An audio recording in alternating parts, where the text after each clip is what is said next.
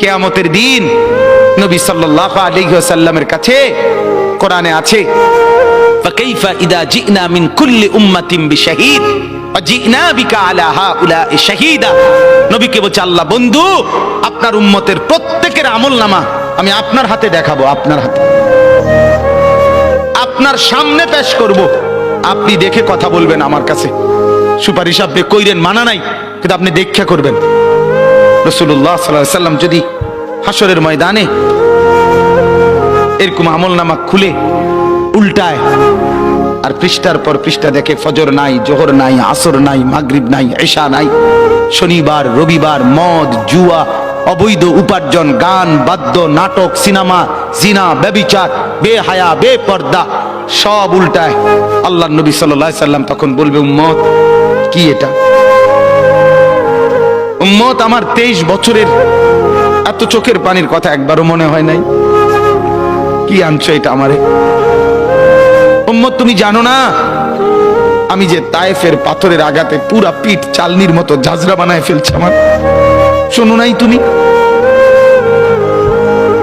আমারে যে উহুদের ময়দানে দান দান শহীদ করে রক্তাক্ত করছে, তুমি শোনো নাই? আমি যে 14 দিন পেটে ক্ষুধার তাড়নায় পাথর বাঁধছিলাম, উম্মত তোমার মনে নাই? একবারও শোনো নাই আমার ক্ষুধার কষ্ট, আমার পিঠের ব্যথা, আমার দাঁতের ব্যথা, আমার কাঁধে 2টা কড়া ঢুকে গেছে উম্মত। আমার ঘরে 3 মাস আল্লাহর নবীর স্ত্রী আয়েশা বলছে, আল্লাহর কসম উম্মত, নবীর স্ত্রী বলছে 3 মাস 3টা চাঁদ উঠছে ডুবছে, রাআইনা হিলালান সুম্মা হিলালান সুম্মা হিলালান, 3 চাঁদ 3 মাসে নবীর 9 জন বিবির কারো ঘরে আম্মা জান আয়েশা বলে 1 ফোঁটা চুলায় আগুন জ্বলে নাই। মা আওকাদাত ফি আবিয়াতে রাসূলিল্লাহ নারুন, নবীর একজন বিবির ঘরেও আগুন জ্বলে নাই। আল্লাহর নবীর স্ত্রী আয়েশা একদিন বলছিল নবীকে পিঠে হাত বুলাইয়া, ইয়া রাসূলুল্লাহ, স্বামী আপনার পিঠ ছিদ্র ছিদ্র কেন? পুরা পিঠ চালনির মতো ছিদ্র ছিদ্র কেন? আপনার কি ছোটবেলায় বসন্ত রোগ হয়েছিল, গোটা হয়েছিল? আল্লাহর নবী চোখের পানি ফেলে বলছে, আয়েশা তুমি জানো না আমার এই পবিত্র দেহে তো কোনোদিন মশাও বসে না, মাছিও বসে না, পোকা বসবে কেমনে? আমার পবিত্র দেহে তো হাঁটলে মেশকের ঘ্রাণ বের হয়, আমার পেশাব পায়খানাও তো কোনোদিন জমিনের উপরে 1 সেকেন্ড থাকে না, মাটি ফাঁক করে ভেতরে নিয়ে যায়, সেই আমার গায়ে গোটা হবে কেন? আয়েশা এগুলো আমার তায়েফের পাথরের আঘাতের রক্তের দাগ।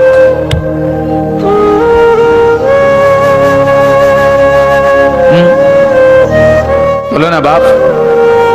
কিছুই মনে হইল না? এভাবে ভুলে গেলেন? ভুলে গেলেন রাসূলুল্লাহ সাল্লাল্লাহু আলাইহি সাল্লামকে একবারও মনে হলো না? আল্লাহকে ভালোবাসেন, নবীকে ভালোবাসেন, আখিরাত চিনেন? এই বাপ, আমি আপনাদের সন্তান, আমার বাবা আপনাদের মহল্লায় 43 বছর এই বড় মসজিদের ইমাম ছিলেন, 1 দিন 2 দিন না। আমি এই মাটিতে বড় হওয়া ছেলে, এই প্রাইমারি স্কুলের ছেলে, এখানেই বড় হয়েছি। এরা সব আমার আপনজন।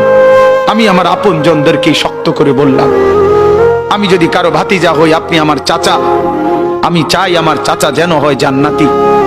আমি যদি কারো নাতি হই, আপনি আমার দাদা, আমি চাই আমার দাদা যেন হয় জান্নাতি।